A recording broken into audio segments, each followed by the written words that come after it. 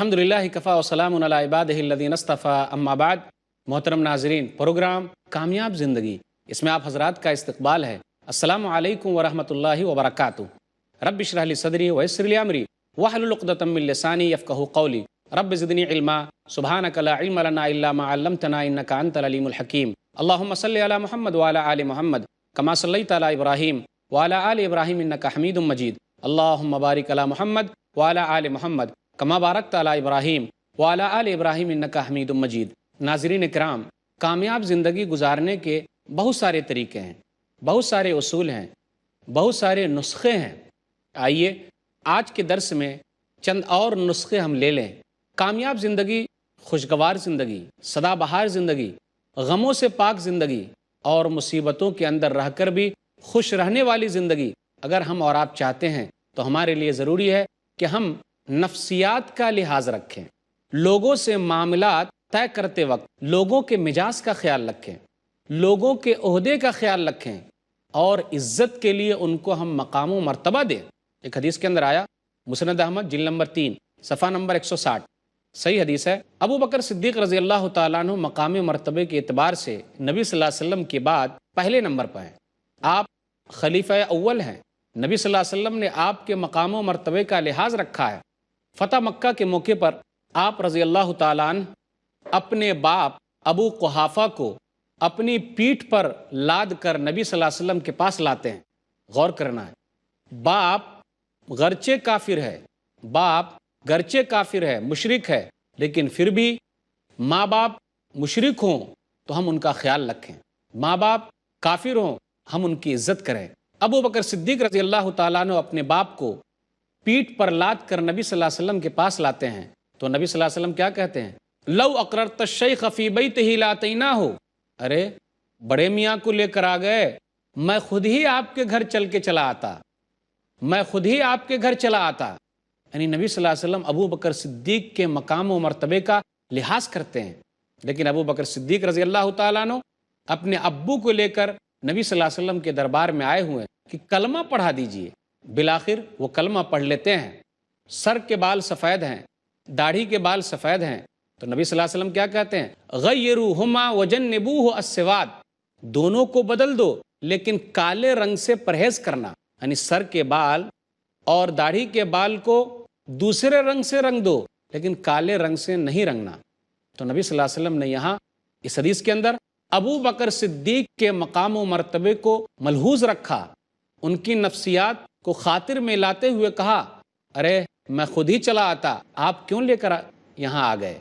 इसलिए अगर हम और आप मकाम व मर्तबे का लिहाज करते हैं, नफ्सियात का ख्याल करते हैं, बेचारे बूढ़े हैं, लाद कर लाने की यहाँ क्या ज़रूरत थी, हम खुद ही चले आते। अगर हम और आप इस तरीके से ज़िंदगी गुजारते हैं तो लोगों के दिलों में हमारे बारे में मोहब्बत पैदा हो जाएगी। हम सदाबहार ज़िंदगी गुजार सकते हैं, खुशगवार ज़िंदगी गुजार सकते हैं। इसीलिए जब ऐसा मौका हाथ लगे तो उसको हाथ से जाने न दीजिए।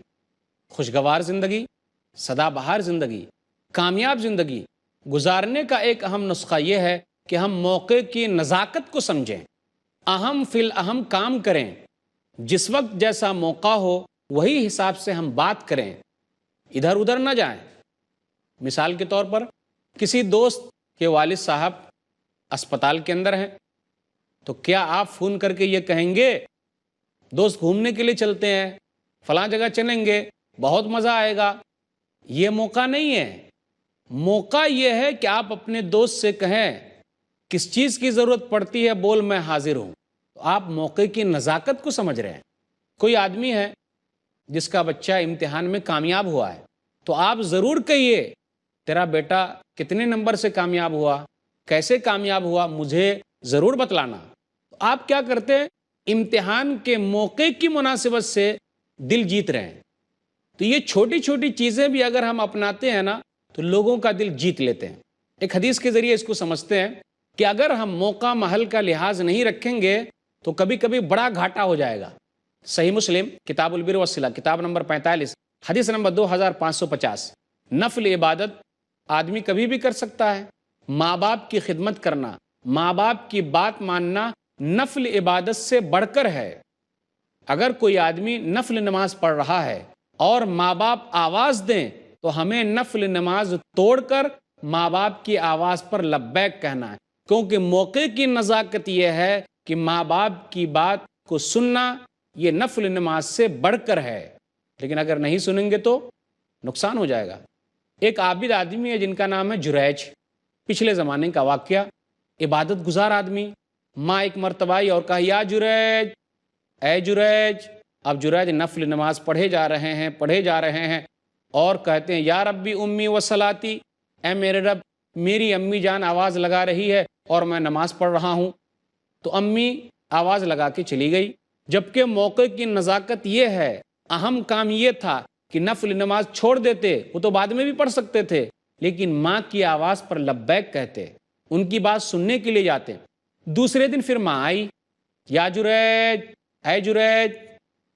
پھر جریج نمازی میں مشغول ہیں، یا ربی امی و صلاتی، اے میرے رب میری امی جان بلا رہی ہے اور میں نماز پڑھ رہا ہوں۔ بالآخر وہ نماز پڑھتے رہے، امی جان چلی گئی۔ تیسرے دن پھر امی جان آئی، یا جریج، اے جریج۔ پھر وہ کہتی یا ربی امی و صلاتی، اے میرے رب میری امی بلا رہی اور میں نماز پڑھ رہا ہوں۔ نماز پڑھتے ہی رہے۔ تیسرے دن ماں نے بد دعا کر دی کہ اللہ یہ آدمی کی موت اس وقت تک نہ ہو جب تک یہ کسی زانیہ عورت کا چہرہ نہ دیکھ لے۔ ماں کی بد دعا لگ جائے گی، جس طریقے سے ماں باپ کی دعا لگتی ہے ماں باپ کی بد دعا بھی لگتی ہے، اس لیے ماں باپ کی بد دعا سے دور رہیے، ماں باپ کی دعاؤں کے طالب رہیے۔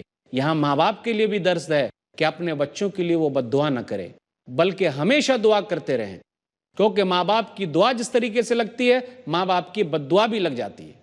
بہت سارے لوگ پریشان ہیں، اچھا کما رہے ہیں، اچھے طریقے سے، سکون نہیں ہے، ماں باپ کی بد دعا لگ گئی ہے، ماں باپ کا خیال نہیں رکھتے۔ تو یہاں یہ سمجھنا ہے مسئلہ کہ نفل نماز وہ بعد میں بھی پڑھ سکتے تھے، لیکن جریج نماز پڑھے جا رہے ہیں، تو ماں کی بد دعا لگ جا رہی ہے۔ اگر موقع کی نزاکت کو نہیں سمجھیں گے تو نقصان بھی ہوگا، بد دعا لگ گئی۔ ایک زانیہ عورت نے کہا کہ یہ بچہ جو ہے نا جریج کا ہے۔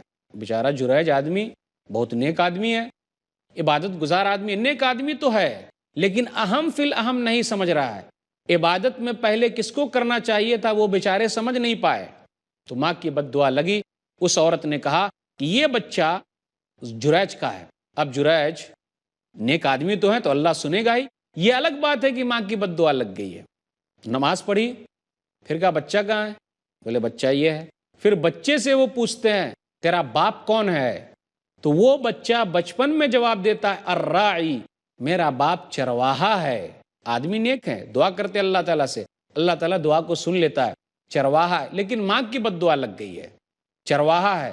تب لوگوں کو پتا چلا کہ ارے جریج تو عبادت گزار آدمی ہے، اچھا آدمی ہے، دیندار آدمی ہے، ہم نے ناحق ان پر تہمت لگائی، الزام لگایا اور ان کے عبادت خانے کو جو ڈھا دیا تھا، اب وہ لوگ کہنے لگے کہ جی ہم تو سونے کا بنا دیتے ہیں۔ نہیں، سونے چاندی کا بنانے کی ضرورت نہیں ہے، ہمارے عبادت خانے کو مٹی کا ہی بنا دو جیسا کہ پہلے تھا۔ تو موقع کی نزاکت کو اگر وہ سمجھتے تو بد دعا نہ لگتی۔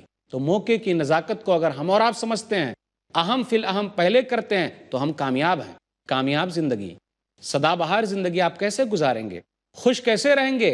آپ دوسرے لوگوں کو اہمیت دیجئے۔ اگر ہم دوسرے کو اہمیت دیتے ہیں تو لوگ بھی ہمیں اہمیت دیں گے اور ہمیں یاد رکھیں گے۔ آئیے ایک واقعے کے ذریعے اس کو سمجھیں۔ صحیح بخاری کتاب المغازی کتاب نمبر 64، باب و حدیث کعب بن مالک، حدیث نمبر 4418۔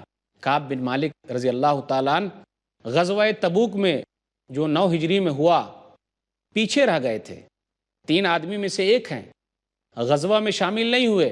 نبی صلی اللہ علیہ وسلم کے دربار میں پہنچے، تمام منافقوں نے بہانہ بنا کر اپنے آپ کو چھڑا لیا، لیکن کعب بن مالک نے سچ بولا، اور سچ بولنے کا نتیجہ ہے کہ اللہ تعالیٰ نے سورہ توبہ میں چند آیتیں ان کے لیے نازل کر دی جو قیامت تک پڑھی جاتی رہے گی۔ اس لیے یاروں ہمیشہ سچ بولنا ہے، یہ بھی کامیابی کی ایک اہم دلیل ہے۔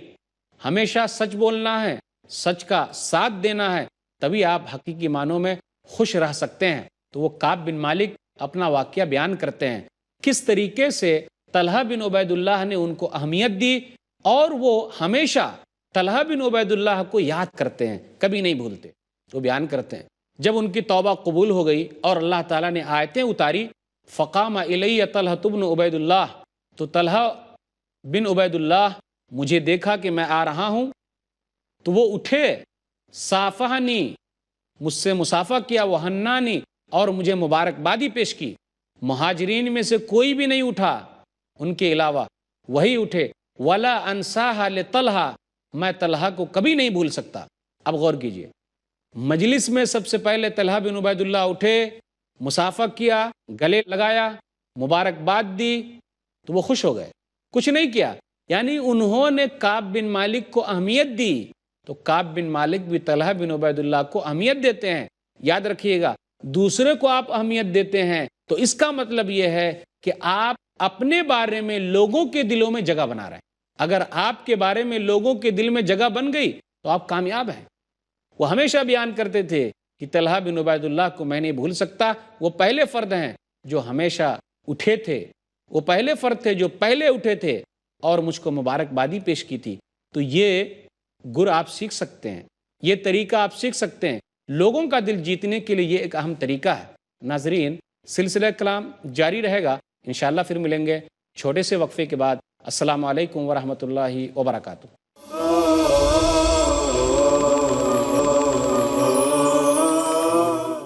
मोहतरम नाज़रीन, वक्फे के बाद दोबारा हम आपकी खिदमत में हाजिर हैं। अस्सलामु अलैकुम वरहमतुल्लाहि वबरकातुहू। आइए सिलसिला कलाम को हम आगे बढ़ाएं। खुशगवार ज़िंदगी, सदाबहार ज़िंदगी, पुरलुत्फ़ ज़िंदगी गुजारने के तरीक़ों में से एक अहम तरीका यह है, एक अहम नुस्खा यह है कि हम दूसरों से ये कहें कि मैं आपसे अल्लाह के लिए मोहब्बत करता हूँ। अगर आप किसी से मोहब्बत करते हैं तो उसका इजहार कीजिए, लेकिन मोहब्बत भी अल्लाह के लिए होनी चाहिए। ये फ़न नबी सल्लल्लाहु अलैहि वसल्लम के अंदर मौजूद है। आप सल्लल्लाहु अलैहि वसल्लम गाहे बगाहे लोगों से कहते हैं कि मैं मोहब्बत करता हूँ। एक हदीस है कि मुआज़ बिन जबल रज़ी अल्लाह ताला अन्हु से नबी सल्लल्लाहु अलैहि वसल्लम ने क्या कहा। सुनन अबी दाऊद किताबुल वित्र किताब नंबर 8 हदीस नंबर 1522, या मुआज़ वल्लाहि इन्नी ला उहिब्बुक, ऐ मुआज़ अल्लाह की कसम मैं तुझसे मोहब्बत करता हूँ। तो आप जिससे मोहब्बत करते हैं, जायज़ मोहब्बत होनी चाहिए तो आप उनसे इजहार कीजिए, नाजायज़ मोहब्बत नहीं। इसी तरह एक मरतबा नबी सल्लल्लाहु अलैहि वसल्लम ने क्या कहा, सही बुखारी किताब फ़ज़ाइल असहाबिन नबी किताब नंबर 62 हदीस नंबर 3662, अय्युन्नासि अहब्बु इलैक, कि आपके नज़दीक सबसे महबूब कौन है। तो रसूलुल्लाह सल्लल्लाहु अलैहि वसल्लम ने कहा आयशा। उसके बाद कहा कौन, मर्दों में अबूहा, उसका बाप। फिर कौन, तो उमर बिन ख़त्ताब रज़ी अल्लाह ताला अन्हु का नाम लिया।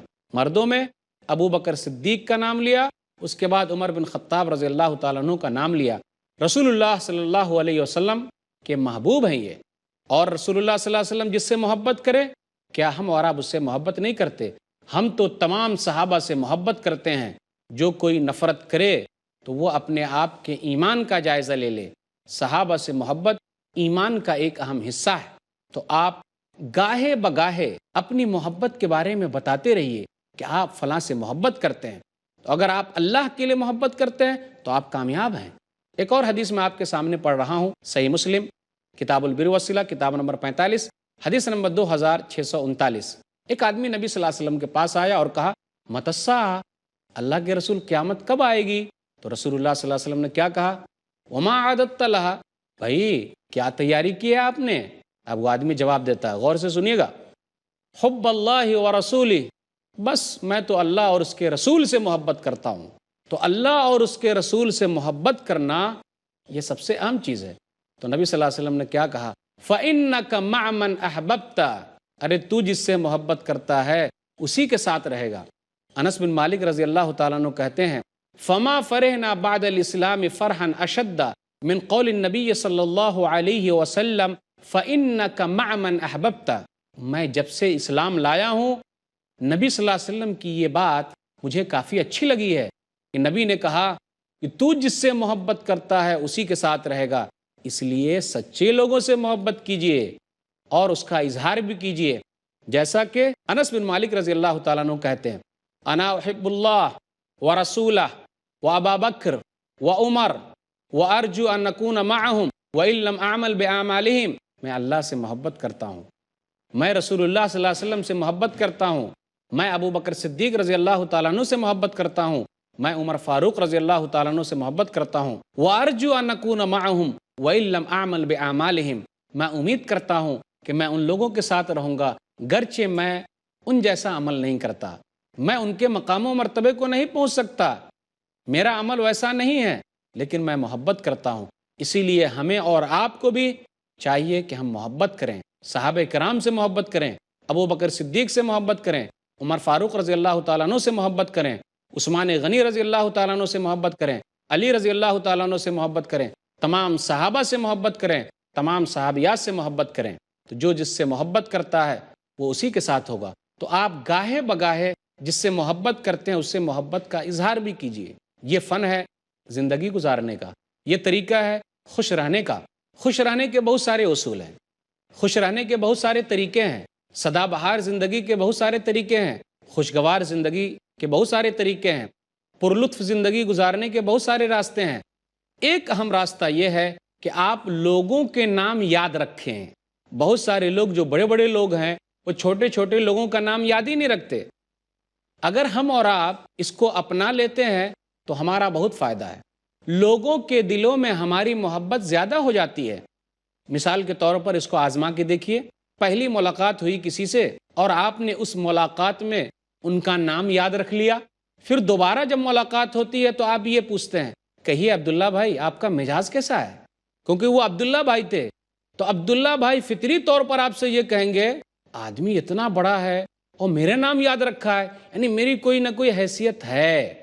تو اگر آپ لوگوں کے نام کو یاد رکھتے ہیں اور دوسری ملاقات میں ان کے نام کو دہرا دیتے ہیں تو آپ اس کا دل جیت لیتے ہیں۔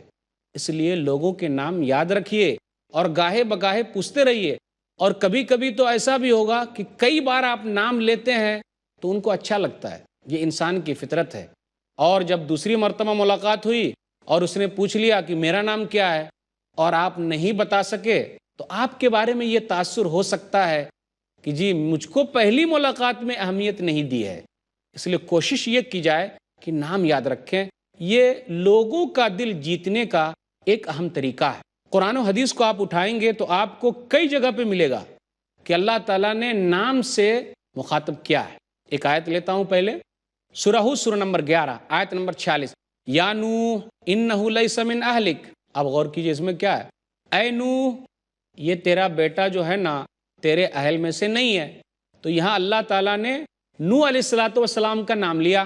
سورہ ہود سورہ نمبر 11 آیت نمبر 76، یا ابراہیم عارض عن ھذا، اے ابراہیم درگزر کیجئے۔